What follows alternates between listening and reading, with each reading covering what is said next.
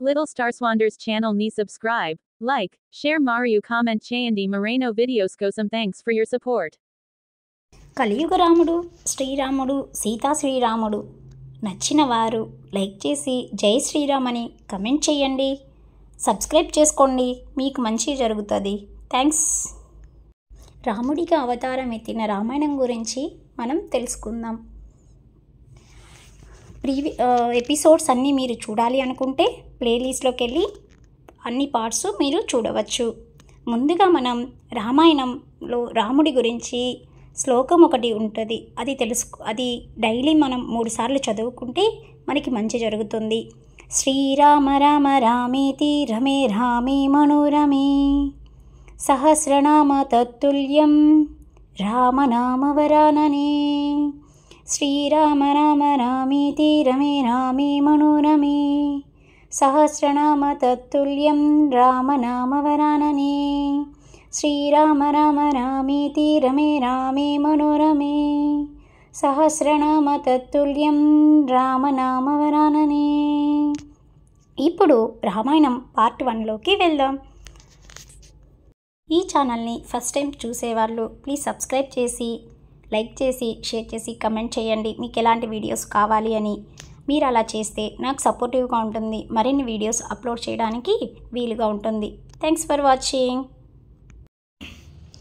Ramayanam episode 15కి welcome. Ramayanam 15. అదే కాలంలో ఇక్ష్వాకు కులంలో త్రిశంకు అనే రాజు పరిపాలన చేసేవాడు. ఆయనకి శరీరం మీద ఉన్న వ్యామోహం వలన స్వర్గానికి శరీరంతో వెళ్ళాలన్న కోరిక తనకి పుట్టింది. వెంటనే కులగురువైన వశిష్ఠుడికి తన కోరిక చెప్పాడు.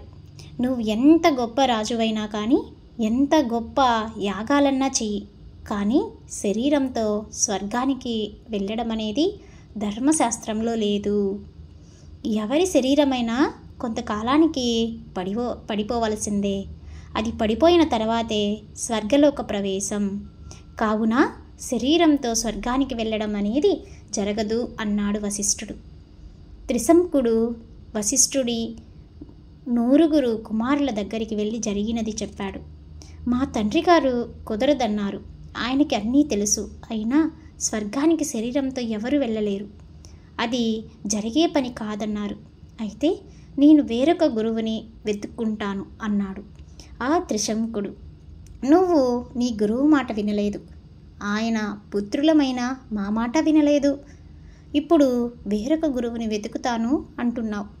నీకు ఎలాంటి దుర్బుద్ధి పుట్టింది కనుక నువ్వు చండాలుడివి అవుతావని శపించారు. మరుసటి రోజు ఆ త్రిశంకుడు నిద్ర లేవగానే ఆయన ముఖంలోని కాంతిపోయి నల్లగా అయ్యాడు. ఆయన వేసుకున్న బంగారు ఆభరణాలన్నీ ఇనుమ ఆభరణాలయ్యాయి. జుట్టు కళ్ళు ఎర్రగా ఉన్నాయి. ఆయనని చూసిన ఆ మందిరంలోని వాళ్ళు, ఇతర మంత్రులు అందరూ పారిపోయారు. ఆ రూపంతో అలా తిరుగుతూ చివరికి విశ్వామిత్రుడిని ఆశ్రయించాడు.